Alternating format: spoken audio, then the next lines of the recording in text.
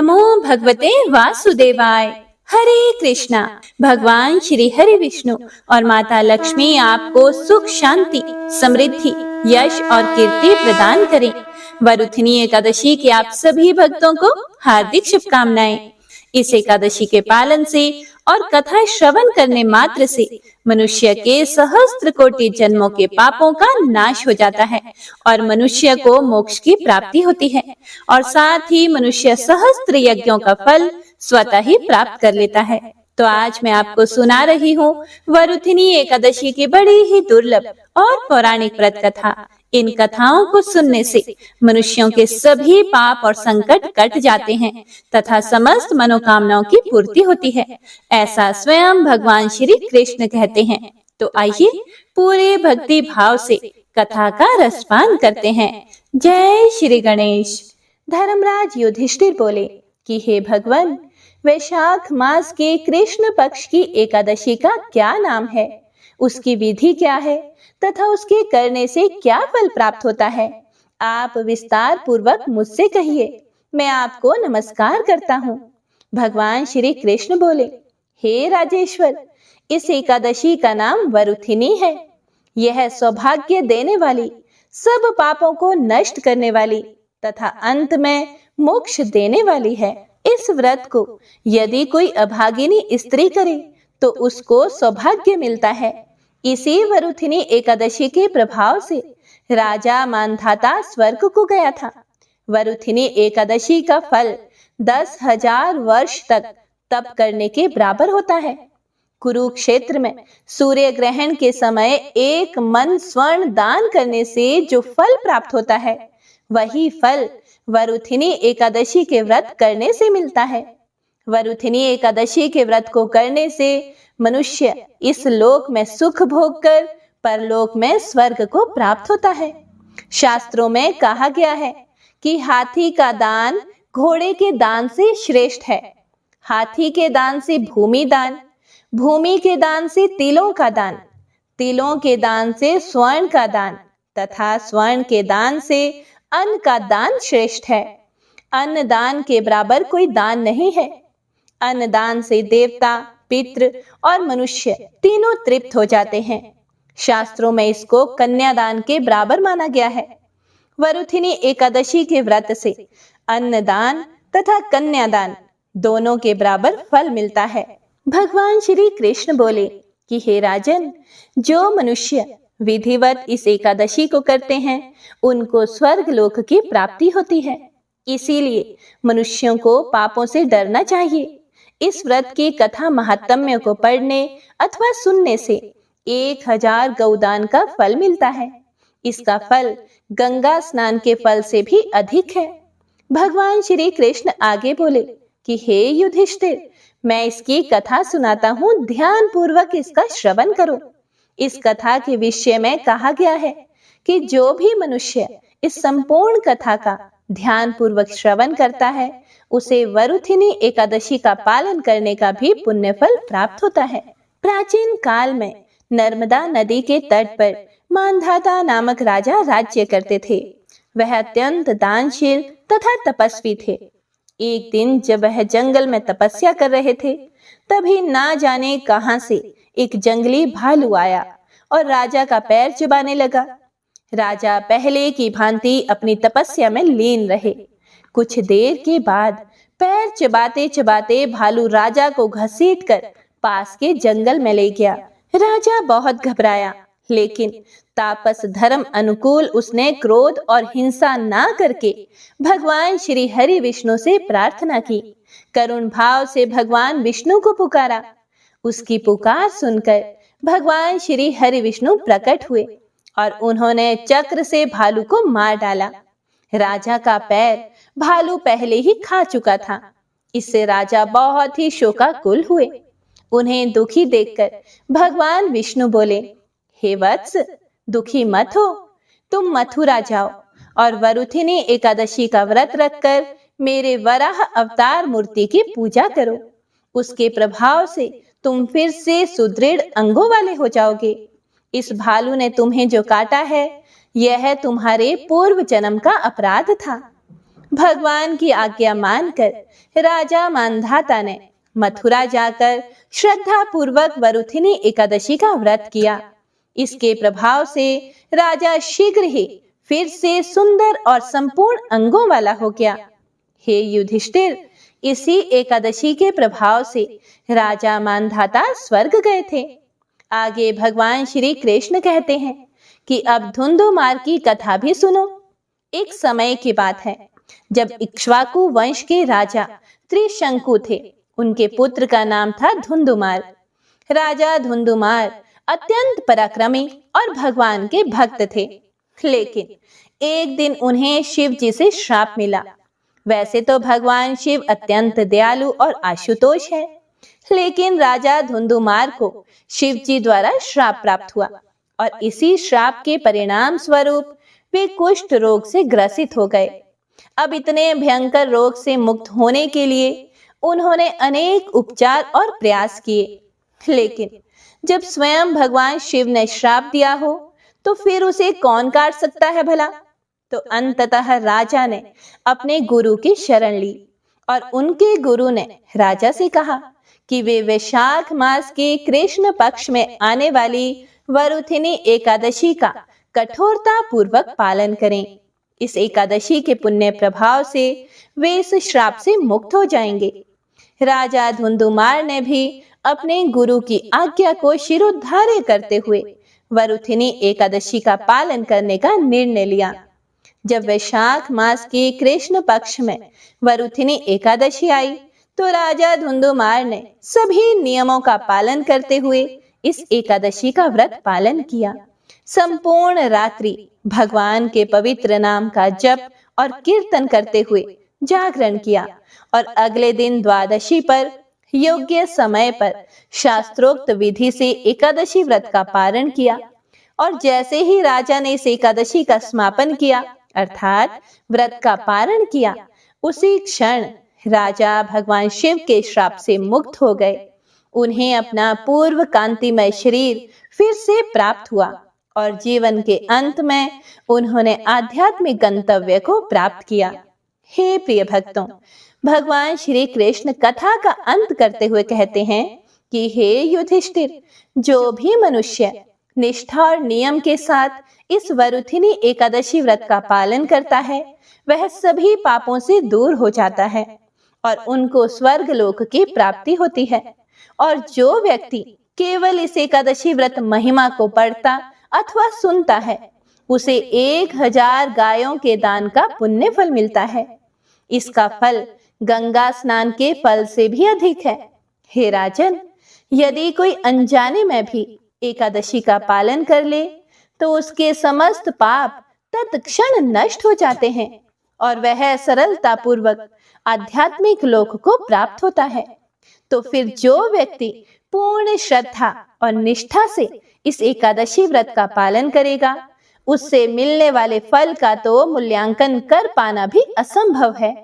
एकादशी के व्रत की सबसे विशेष बात यही है कि यह मनुष्य की सभी भौतिक इच्छाओं और मनोकामनाओं को तो पूर्ण करता ही है, लेकिन उसके साथ साथ उसे आध्यात्मिक स्तर पर भी प्रगति करने में सहायक बनता है, उसे सर्वोच्च आध्यात्मिक गति प्रदान करता है। तो सभी को इसका पालन अवश्य ही करना चाहिए। तो सभी भक्तजन प्रेम से बोलिए लक्ष्मी नारायण भगवान की जय, बोलिए एकादशी माता की जय। हे प्रिय भक्तों, एकादशी के दिन एकादशी व्रत कथा के साथ ही 11 माता की कथा भी अवश्य ही सुननी चाहिए। इससे व्रत का पूर्ण फल प्राप्त होता है। तो आइए सुनते हैं 11 माता की कथा। एकादशी भगवान श्री हरि विष्णु की साक्षात शक्ति है, जिस शक्ति ने उस असुर का वध किया जिससे भगवान भी जीत पाने में असमर्थ थे। उस शक्ति के आगे भला मनुष्य के पाप रूपी असुर कैसे टिक सकते हैं। जिस शक्ति ने देवताओं के कष्ट को हर कर उन्हें सुख दिया वह प्राणी मात्र को क्या नहीं दे सकती। सुख, समृद्धि, शांति और मोक्ष समस्त सुख सहज ही प्राप्त हो जाते हैं। हे प्रिय भक्तों, 11 माता की भक्ति में इतनी शक्ति है कि जिसके प्रभाव से मनुष्य को सहज ही सभी प्रकार के सुख प्राप्त होते हैं और अंत समय में मोक्ष की प्राप्ति होती है। ग्यारस माता की कथा के अनुसार सतयुग में एक महाभयंकर दैत्य हुआ करता था। उस दैत्य का नाम था मूर। उस दैत्य ने इंद्र आदि सभी देवताओं पर विजय प्राप्त करके उन्हें उनके पद से हटा दिया था।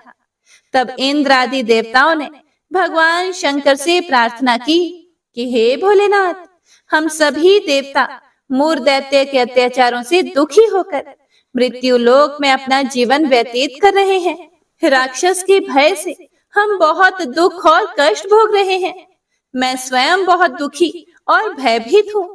अन्य देवताओं की तो बात ही क्या करें।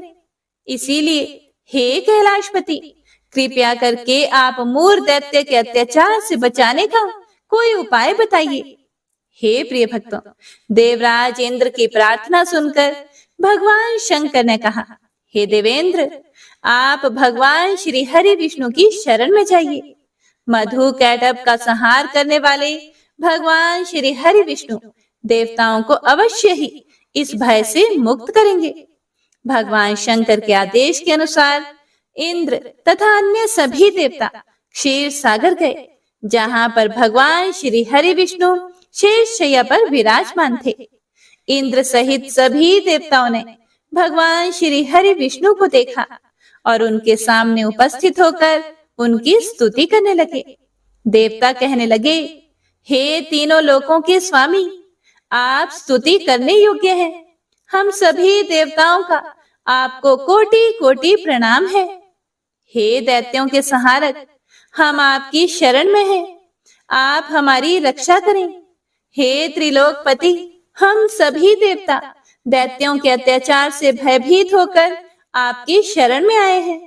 इस समय दैत्यों ने हमें स्वर्ग से निकाल दिया है और हम सभी देवता बड़ी ही दयनीय स्थिति में मृत्यु लोक में घूम रहे हैं।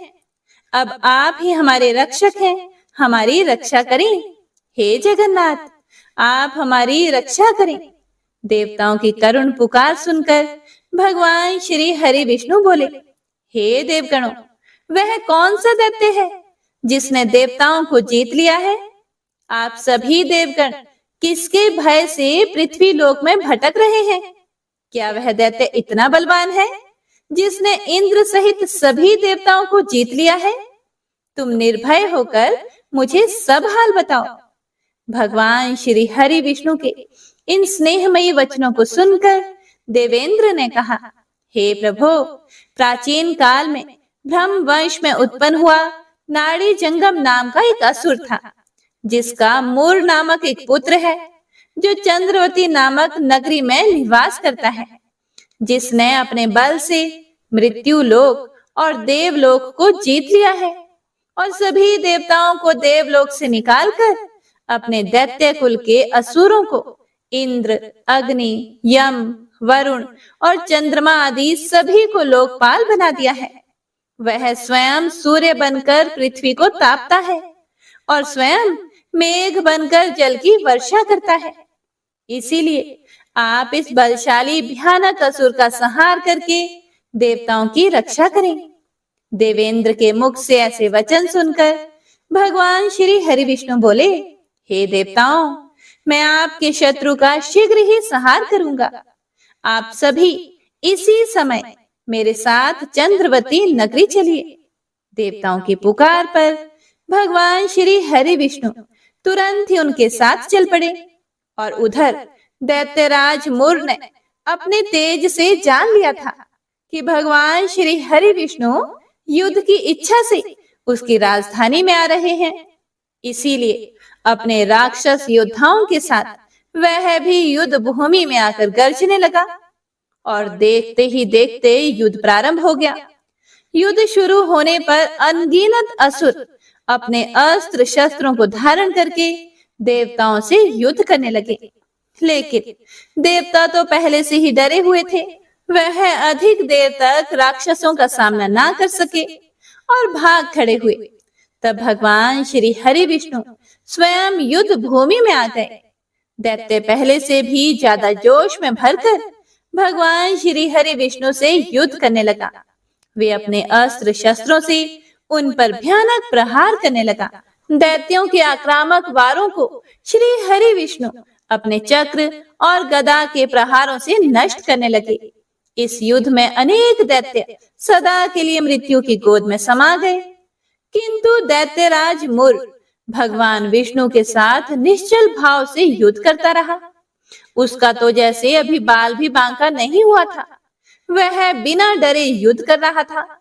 भगवान विष्णु मुर को मारने के लिए जिन जिन शस्त्रों का प्रयोग करते, वे सब उसके तेज से नष्ट होकर उस पर पुष्पों के समान गिरने लगते। अनेक अस्त्र शस्त्रों का प्रयोग करने पर भी भगवान श्री हरि विष्णु उससे जीत ना सके। तब वे आपस में मल्ल युद्ध करने लगे।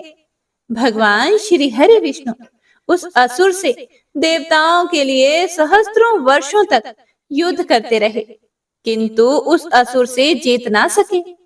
अंत में भगवान विष्णु शांत होकर विश्राम करने की इच्छा से बद्रिकाश्रम स्थित 38 कोस लंबी एक द्वार वाली हेमवती नाम की एक गुफा में प्रवेश कर गए। उस गुफा में भगवान ने शयन किया। भगवान विष्णु के पीछे पीछे वह दैत्य भी चला आया। भगवान श्री हरि विष्णु को सोता हुआ देखकर वह दैत्य उन्हें मारने को तैयार हुआ। वह सोच रहा था कि आज तो मैं अपने चिर शत्रु को मारकर हमेशा हमेशा के लिए निष्कंटक हो जाऊंगा।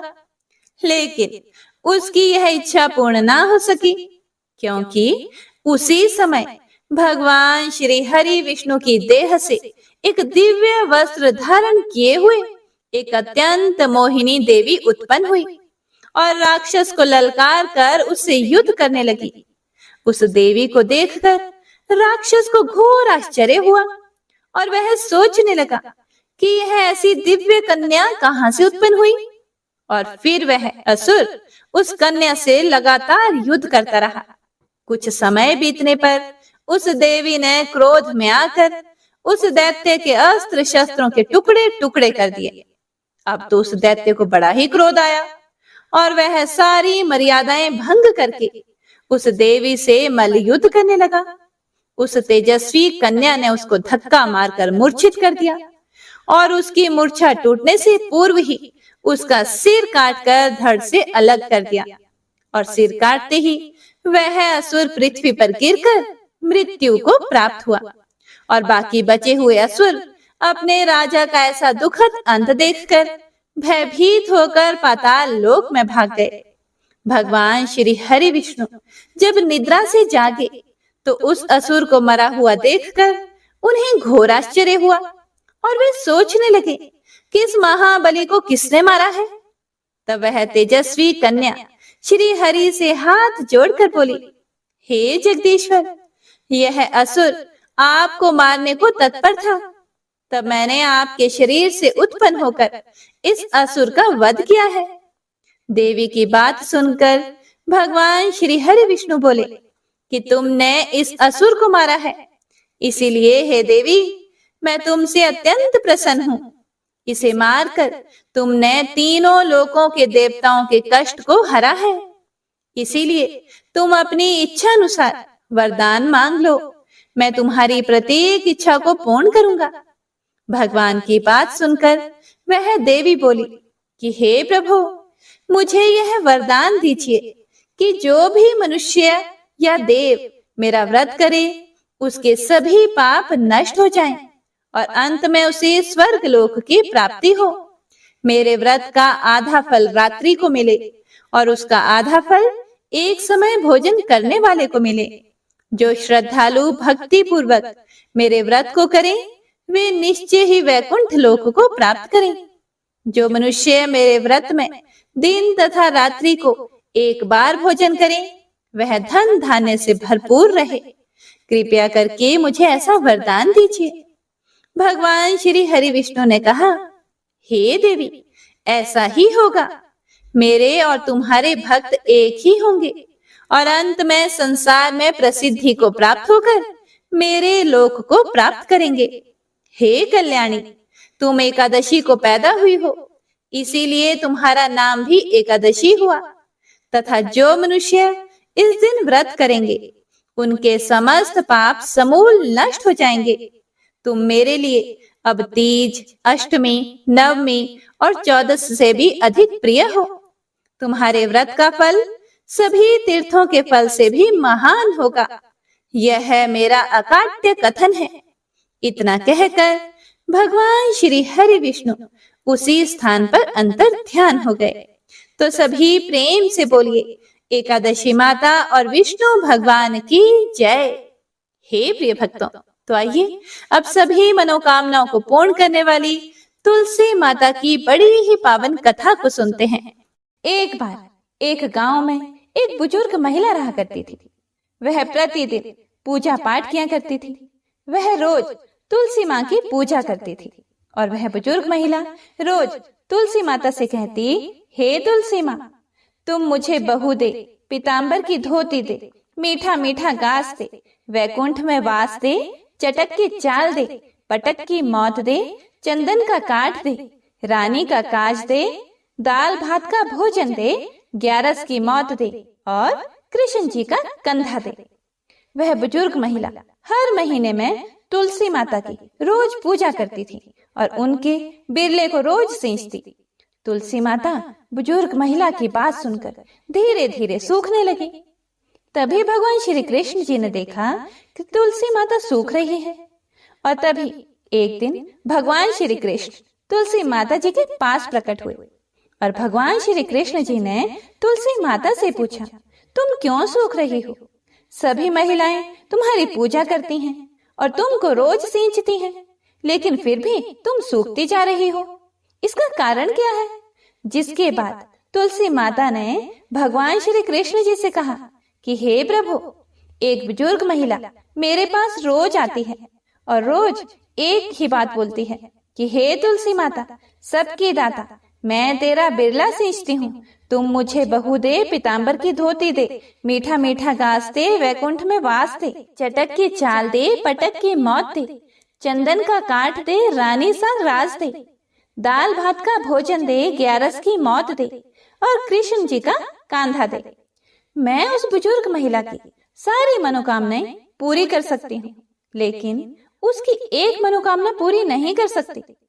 मैं कृष्ण जी का कंधा कहाँ से दूंगी?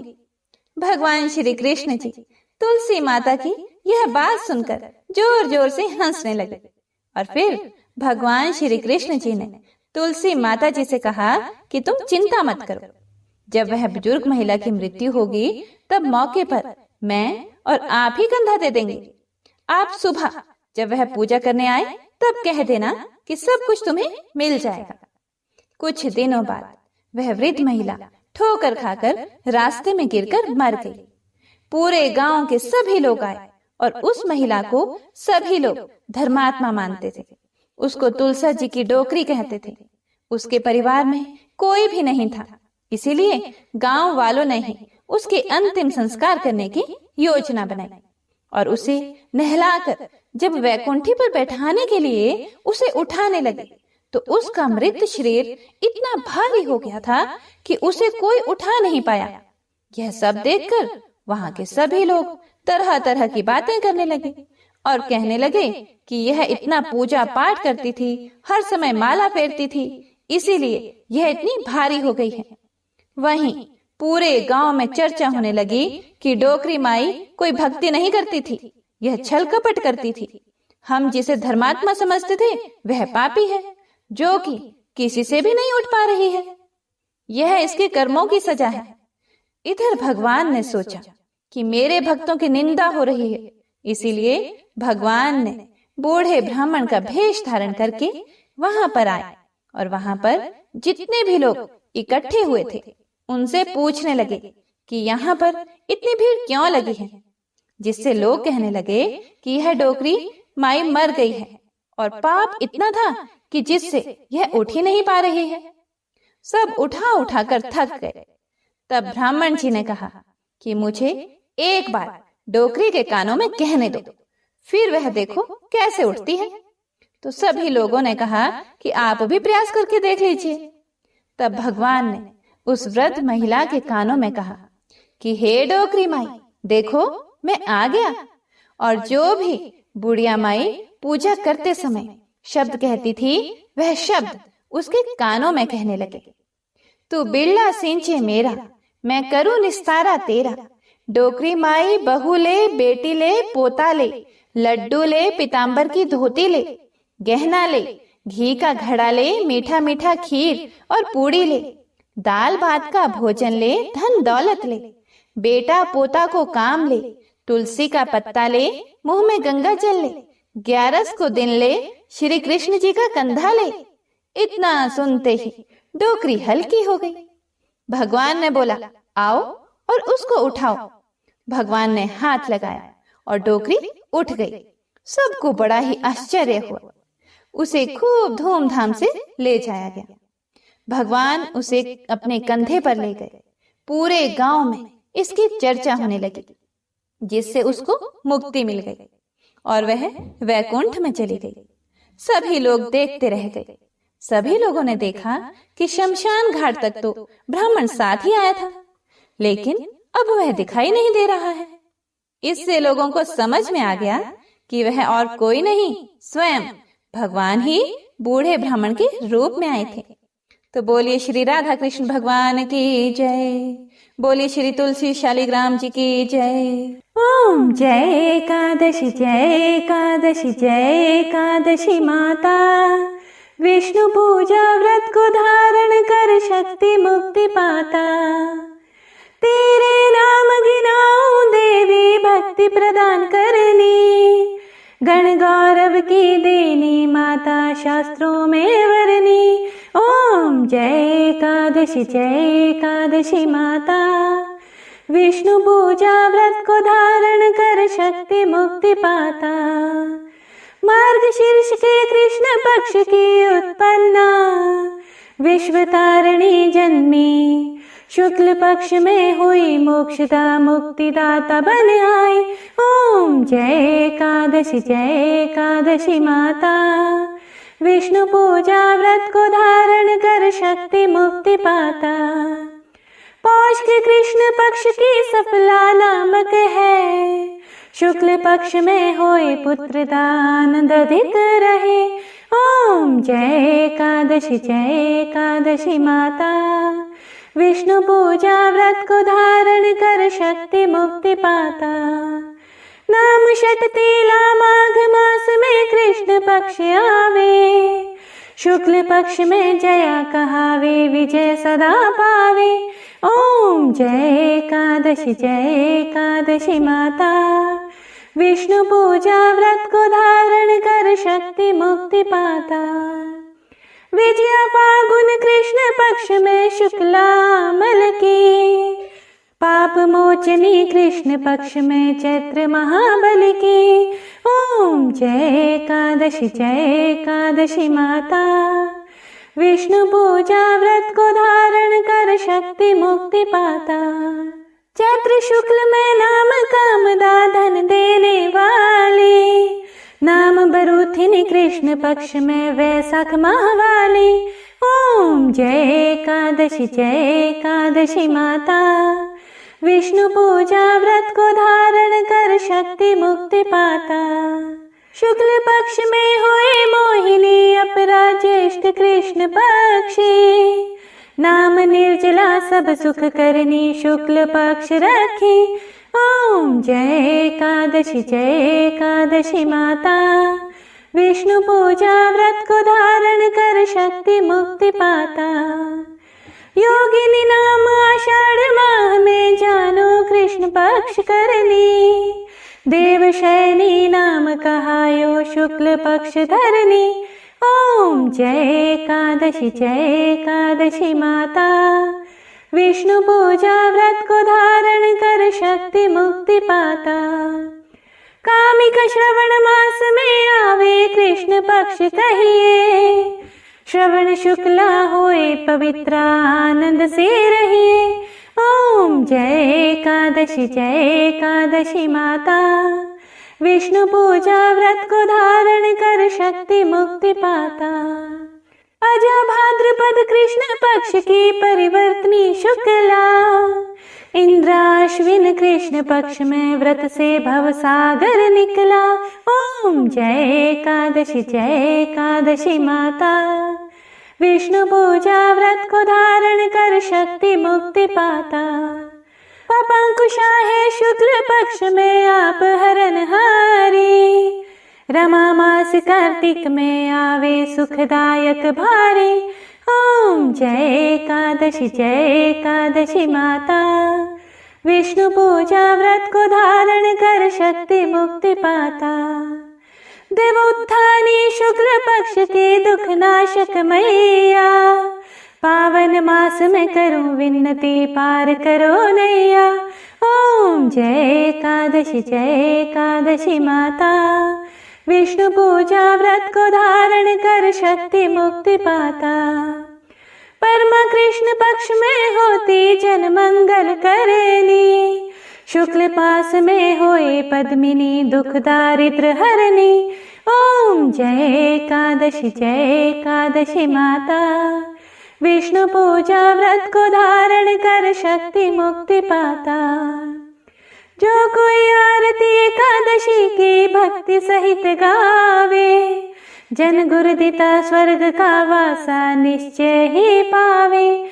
ओम जय एकादशी माता। विष्णु पूजा व्रत को धारण कर शक्ति मुक्ति पाता।